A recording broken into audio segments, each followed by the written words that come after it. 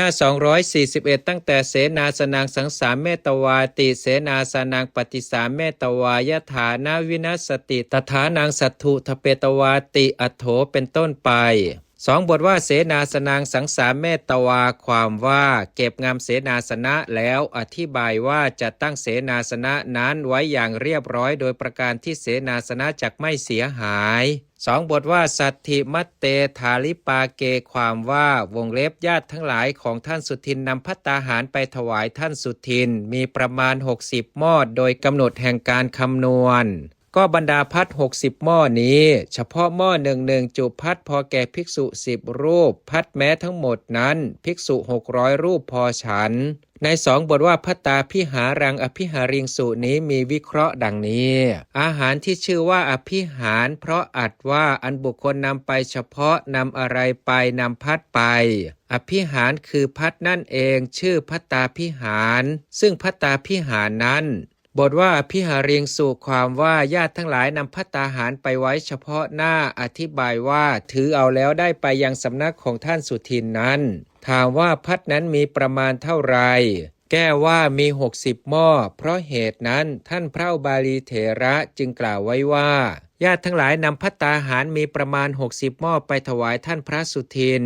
2 บทว่าภิกขุนางวิสัชเชตวาความว่าท่านพระสุทินนั้นมีความประสงค์จะเที่ยวจาริกไปตามลำดับตรอกด้วยตนเองเพราะเป็นผู้ถือเที่ยวบิณฑบาตเป็นวัดอย่างอุกฤษจึงได้สละคือถวายวงเล็บภัตตาหารมีประมาณ60หม้อนั้นเพื่อเป็นของฉันแก่ภิกษุทั้งหลายจริงอยู่ท่านผู้มีอายุนี้ใฝ่ใจว่าภิกษุทั้งหลายจักได้ลาภและเราก็จักไม่ลำบากด้วยบิณฑบาตแล้วจึงมาเพื่อประโยชน์นั้นนั่นเองเพราะฉะนั้นท่านพระสุทินนั้นเมื่อทำกิจที่สมควรแก่การมาของตนจึงได้สละแก่ภิกษุทั้งหลายส่วนตนเองก็เข้าไปบิณฑบาตนางทาสีของพวกญาติชื่อยาติทาสี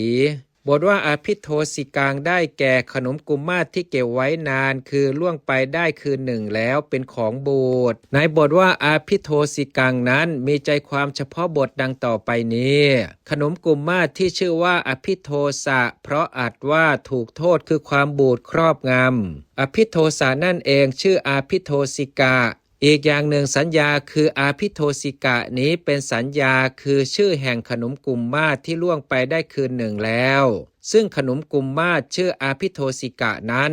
บทว่ากุมมาสังได้แก่ขนมกุมมาศที่เขาทำด้วยข้าวเหนียว2 บทว่าชัตเทตุกามาโหติความว่าขนมกุมมาศนั้นเป็นของไม่ควรบริโภคโดยที่สุดแม้พวกทาสและกรรมกรกระทั่งถึงฝูงโค